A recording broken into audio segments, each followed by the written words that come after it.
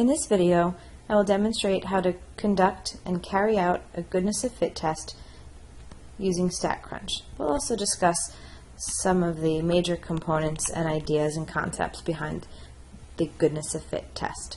So we're using this example here where we have randomly selected birth records and they were categorized according to the table below, and we're asked to use a 0.01 level of significance to test the reasonable claim that births occur with equal frequency on the different days of the week. So the variable here is day of the week. A goodness of fit test is a test designed to help us assess whether or not a particular variable has a distribution that we expect. So here, the null hypothesis is that births occur with equal frequency on different days of the week. So really here, we're looking at day of the week has equal frequency amongst the births. The variable itself is day of the week, that's our variable, and births represent the population. So equal frequency is sometimes also called a uniform distribution, meaning that the frequencies are the same for all of the different values. The null hypothesis here, the alternative hypothesis rather, is always that it does not have the distribution claimed. So here that will be that day of the week does not have or does not show equal frequency for births. Part of my shorthand here. So the general idea behind a goodness of fit test, the way that we carry it out is just like any other test. We assume the null hypothesis is true, and then we ask ourselves, well, if that's really the case, then is what we get in our sample going to support that, or does it sort of go against that? So generally what we're looking at for a goodness of fit test are the differences between what are referred to as the observed frequencies, capital O used to symbolize that, and what would be called expected frequencies. And these are the frequencies that we would expect if the null hypothesis was true. So generally the observed frequencies are from your sample. So there are k equals 7 different values of the variable. And so the frequency for Sunday is 49, the frequency for Monday is 59, etc. Those are observed frequencies. Our expected frequencies then are what we would have if the null hypothesis is true. So if the null hypothesis is true and the day of the week has equal frequency, then we would expect that instead of all of these numbers being different, that they would all be exactly the same. And so we base it on a sample size, the same as what we have. So here, n is going to be the sum of the observed frequencies.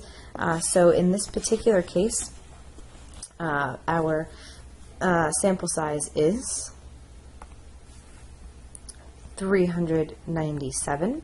And that's just adding 49 plus 59 plus 56, etc. And again, the reason I'm finding the sample size is that if we assume the null hypothesis is true, then these 397 births are going to be split up equally. So we would expect that each day would have a frequency of 1/7 of 397. So if you take 397 and you divide it by 7, that's about 56.7. 56.7 for all of the different days. So you can see here that Sunday is a little bit under, Monday is just a little bit over, Tuesday is almost right on point, Wednesday's a little bit over, etc., etc. So what we're doing is we're comparing this frequency of 56.7 to each of these frequencies here. And then in your text, you studied the test statistic here. The test statistic looks at the summation of all the differences between observed and expected, squared divided by the expected. And so there are mathematical reasons why we square and why we divide, but the key to understanding these goodness of fit tests and how they play out is noticing that we're measuring the difference between observed and expected. When the differences between observed counts and expected counts is great, this test statistic is going to be large. And when the differences are not that big, this test statistic is going to be small. And so that's why this is a right-tailed test. The larger the test statistic, the more evidence against the null hypothesis. So we're going to use StatCrunch to find this test statistic, which is a chi-square value. And we're also going to use it to find from that the p-value. Right, so let's go ahead and let's get back into my math lab, and let's open this up into StatCrunch. So going to my math lab here. Here's the exercise in my math lab. So I click on that little blue box and I choose Open in StatCrunch. So now I'm in StatCrunch, and you can see that they're just giving me the data that was given. So I have the days of the week in one column, number of births for each of those days of the week in the second column. Those would be my observed frequencies. What I don't have here is a column for expected. Now, in the case where you're looking at uniform distributions and equal frequency, you don't actually have to put in a column for expected. But if you're talking about any other distribution, if you're given the different percentages for the different values of the variable, then you will have to construct your own expected counts column. But because this is a uniform distribution, I don't have to do that here, and let me show you why. When I go to Stat, Goodness of Fit, that's where all our tests are going to be. Stat, Goodness of Fit is what we want here. It's a chi-square test. So Stat, Goodness of Fit, chi-square test. My observed are in the column number of births, and my expecteds, they don't have to be in a column here because this is a uniform distribution. So that would mean all cells are in equal proportion. Remember, that was the 1/7 for each one because there are 7 different days of the week. So I go ahead and hit that and hit compute. And here you can see they're showing that 56.7, that was our approximate value of the expecteds. But what's most important here is right up top, chi-square goodness of fit test. This chi-square, 7.54, if we go to 2 decimal places, is our test statistic, and then our p-value is 0.27. So 7.54 and 0.27. So just going back here, 7.54 and 0.27.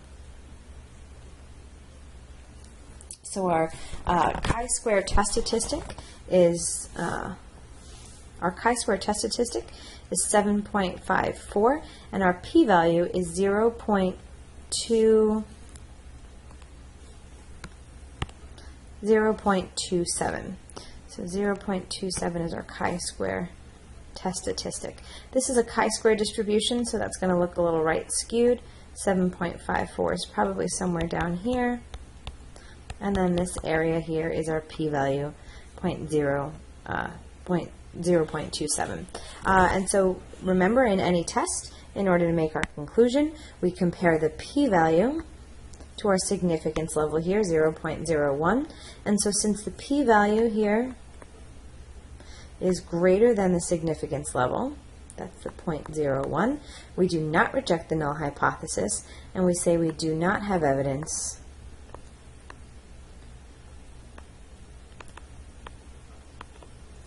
that in this particular case, we're stating our alternative hypothesis, day of the week does not show equal frequency. So we don't have evidence that the different days of the week have different frequencies. And I'll say birth frequencies here. And so there you have it. This is a good example of a goodness of fit test with equal frequencies or uniform distributions. I'm going to post another video in just a bit that shows a goodness of fit test with StatCrunch, where we actually have to go ahead and put in the expected frequencies ourselves. So continue to study section 12.1. Don't forget section 12.2, and make sure you get these assignments done because it's our last unit for the course.